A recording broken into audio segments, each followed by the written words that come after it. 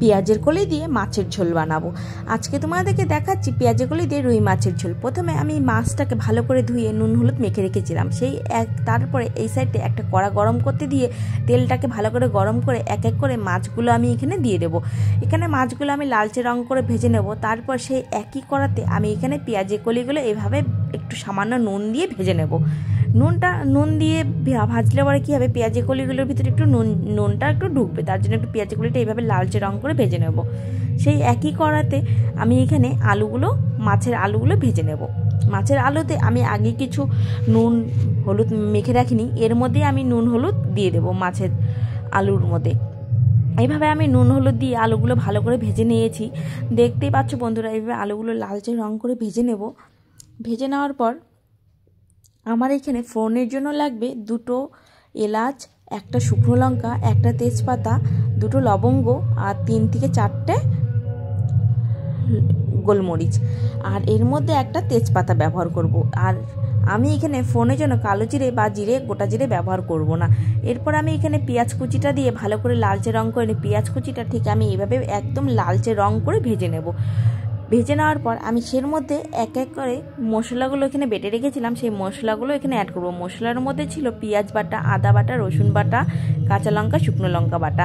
আর তারপরে আমি এখানে একটু জল দিয়ে মশলাটা ভালো করে কষিয়ে নিলাম। তারপরে এখানে আমার জিরে গুঁড়ো, ধনে গুঁড়ো, আর এখানে তোমরা চাইলে কাশ্মীর লঙ্কা গুঁড়ো বা লাল লঙ্কার গুঁড়োটা ব্যবহার করতে পারো।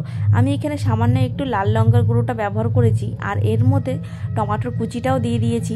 টমেটোর কুচিটা দিয়ে আমি এখানে সামান্য কয়েক দানার মতন চিনি দিয়ে দিয়েছি। এরপর চিনিটা দিয়ে দেওয়ার পর ভালো করে নাড়াচাড়া করে নিয়েছি। এর মধ্যে আমি আবার কিছুটা পরিমাণে টক দই ব্যবহার করেছি। টক দইটা দিয়ে দেওয়ার পর 3 থেকে 4 চামচ টক দই দিয়েছি। এরপরে টক দইটা ঠান্ডা, গ্যাসটা একদম লো ফ্লেমে রেখে ঠান্ডা করে দিতে হবে, নাহলে দইটা ফেটে যাওয়ার সম্ভাবনা থাকে। তারপর এখানে আমি আলুগুলো দিয়ে ভালো করে মশলাটাকে কষিয়ে নিয়েছি যাতে কাঁচা গন্ধটা না করে। তারপর এখানে আমি উষ্ণ গরম জল দিয়ে আমি এখানে ঝোলটাকে ফুটতে দিয়ে দিয়েছি। ঝোলটা আমি যেই 3 থেকে 4 মিনিটের মতন ফুটিয়ে নিয়েছি। আলুগুলো দেখো বন্ধুরা, একদম আলুগুলো সেদ্ধ হয়ে গেছে। এর মধ্যে আমি পেঁয়াজের কলিগুলো দিয়ে দিয়েছি, কারণ পেঁয়াজের কলিগুলো দিয়ে আমি যদি ফুটতে দেই তাহলে পেঁয়াজের কলির মধ্যে নুন ঝালটা ভালো করে ঢুকে যাবে। তারপর আমি পেঁয়াজের কলিটা দিয়ে এখানে ভালো করে ঢেকে দিয়েছিলাম 1 থেকে 1.5 মিনিটের মতন।